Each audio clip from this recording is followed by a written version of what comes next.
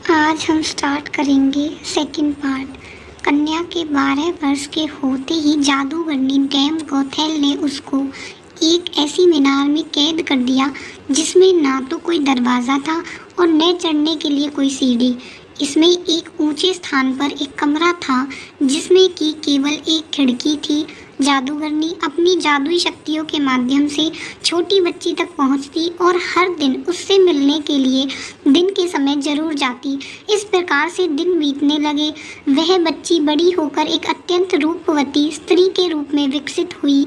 उसके लंबे घने सुनहरे बाल इतने लंबे हो गए कि बाद में जादूगरनी उनके सहारे मीनार पर चढ़कर में आने और जाने लगी। ऐसा करते वक्त वह रेम्पजेल को पुकारते हुए कहती, रेम्पजेल अपने बाल गिराओ ताकि मैं तुम्हारे सुनहरे बालों पर चढ़कर ऊपर आ सकूं।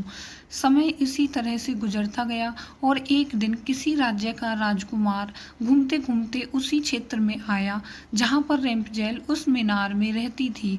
रेम्पजेल की आवाज़ में अद्वितीय मिठास थी। जब वह गाती थी तो जैसे समय ठहर जाता था। एक दिन राजकुमार को टहलते टहलते एक मधुर आवाज़ सुनाई पड़ी। वह आवाज़ कहाँ से आ रही है यह जानने के लिए जब राजकुमार मीनार के पास गया तो उसे दिखाई पड़ा कि एक ऊंची मीनार के ऊपर कमरे में एक सुंदर रूपवती स्त्री रहती है। उसकी मीठी आवाज़ को सुनकर राजकुमार उसकी तरफ अत्यंत आकर्षित हुआ और वह अपनी उत्सुकता पर काबू नहीं रख सका।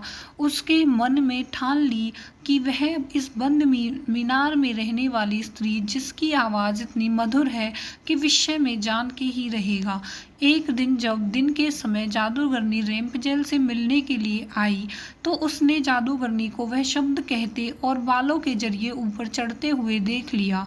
राजकुमार ने इसी प्रकार जब रात के समय रेम्पजेल को पुकारा तो उसने उसे आने के लिए मीनार के सहारे अपने बालों को लटका दिया। राजकुमार ऊपर जाकर रेम्पजेल से मिला। आगे की कहानी पार्ट 3 में आएगी।